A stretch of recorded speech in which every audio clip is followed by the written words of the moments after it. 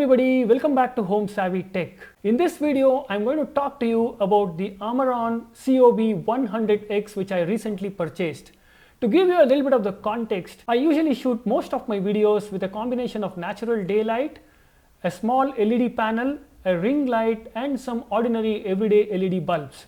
And therefore, to be able to shoot beyond daylight hours, I started looking for a key light and shortlisted 3 lights from a whole list of available possible key lights that I could pick up from the market. The first of my options was the Godox ML60bi, which is a bicolor light from Godox, particularly created for content creators. The second one was the Amaran 100X and the last one was the Amaran 60X, both of which are COB lights. I finally decided to pick the Amaran 100X and I'll quickly be unboxing this to see what we have inside the package, after which we'll talk about why I chose this over the 60 series of lights from both Amaran and Godox, and who I think this light is for, and who I think should be picking up the 60X or the 60bi from Amaran and Godox respectively. So let's begin the unboxing without further ado. My very first observation as I picked up this package at the store is that this is a much bigger box than the COB 60 light, and understandably so. Let's find out what we have inside.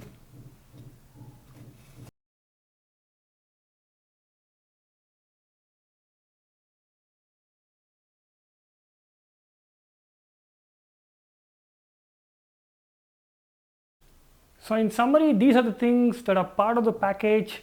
Like I already said, the documentation here along with the customary sticker.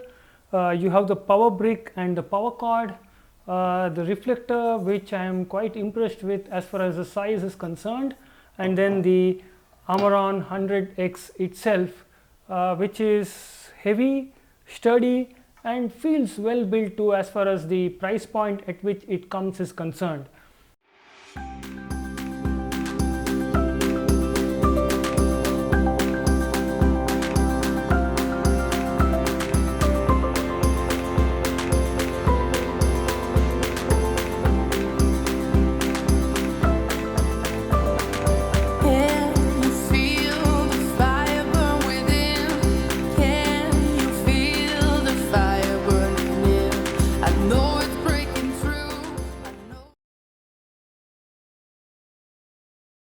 Alright, I have now mounted the light on a stand and wired it up to be able to give you a quick demo of the controls and show you how bright the light actually is. If you notice closely here, there is actually a small button at the bottom which controls, which is actually the power on off button. You can turn off the power and turn it on just by using this button here.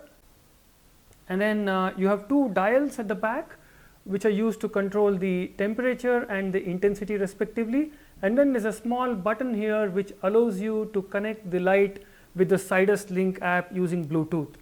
Now the dial on the left hand side controls the temperature and it can move in steps of 100 Kelvin from 2700 all the way up to 6500. The dial on the right controls the intensity and that can move in steps of 1%, down from 1% all the way up to 100%. Now this is the slower way of increasing the temperature as well as the intensity. I am now at 75% and you can see how bright the light actually is. I haven't connected the hyper reflector. I'll do that in a moment and show you how different it looks, in fact how brighter it looks with the hyper reflector. You can also control the intensity and the temperature in steps. The intensity itself moves in steps of 20%. We are at 80 now, 100, and if I press the dial it comes back to 20%. Similarly, the temperature control also moves in steps. I'm at 65, so pressing that takes me back to 2700, pressing that takes me to 32, 40, 300, 5600 and finally to the maximum possible temperature setting of 6500 Kelvin. So this is how simple the controls on the Amaran 100D actually are. Let me quickly connect the hyper reflector and show you how bright the light actually looks. Okay, we are at 20% and at 2700 Kelvin, the light looks a lot more focused and significantly more intense. I'll just increment the settings a little. I'll just increase the intensity to give you an idea of how bright it gets with a hyperreflector. Let's focus on the wall. It's 40%, 60, 80 and 100% at 2700 Kelvin. Let's modify the temperature now. We are at 3200 Kelvin, 43, 56. I can barely see anything. We are at 6500 Kelvin and it's completely washed out. Let's come back to 27 and 20%. I hope this gives you an idea of how bright and useful the light on the Amaran 100X is. I have now connected a 65 centimeter power pack softbox. We are at 20% intensity at 2700 Kelvin. Let me bump it up to 40%, 60, 80 and finally 100%. Let's now change the temperature to 3200 Kelvin, 4300 Kelvin, 5600 Kelvin and finally 6500 Kelvin. So fairly bright at a distance of roughly around a meter. Let me now talk about why I picked the 100X over the 60X and the 60bi. First of all, I do most of my videos indoors, and when I don't really depend on external lighting, and therefore the additional savings in terms of weight and size would not make a really big difference in my particular case. Secondly, I do plan to bounce off the light from the ceiling and the walls that I have in my studio, with which I should be able to get better light than I would be able to using the COB 60X and the 60bi. Last but not the least, the additional light output that the 100X provides would also come in handy, particularly when I use a modifier, which is perhaps most of the times.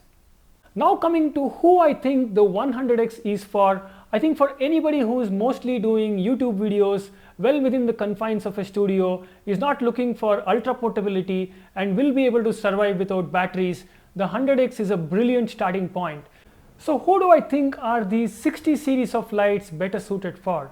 If you are somebody who values portability and therefore the ability to carry the lights from one place to another with minimum hassle and be able to use it with batteries as common as the NPF 60 series of batteries from Sony, both the COB 60 series of lights and the ML60 series of lights are great choices for you.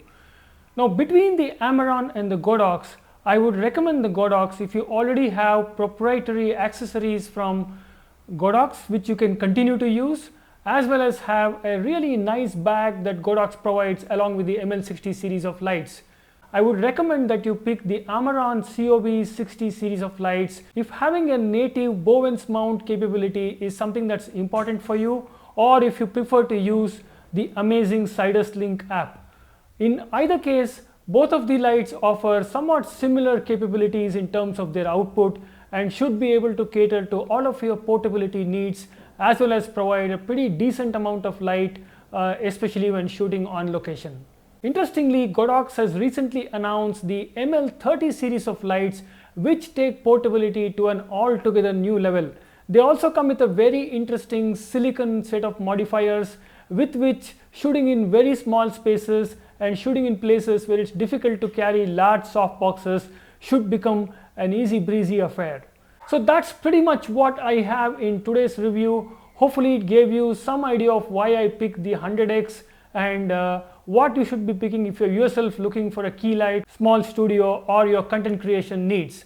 If you have any questions about any of these lights, put them in the comment section below and I'll try to answer them as quickly as I possibly can, provided I have the answers. Until we meet next time, stay safe and I'll see you very soon.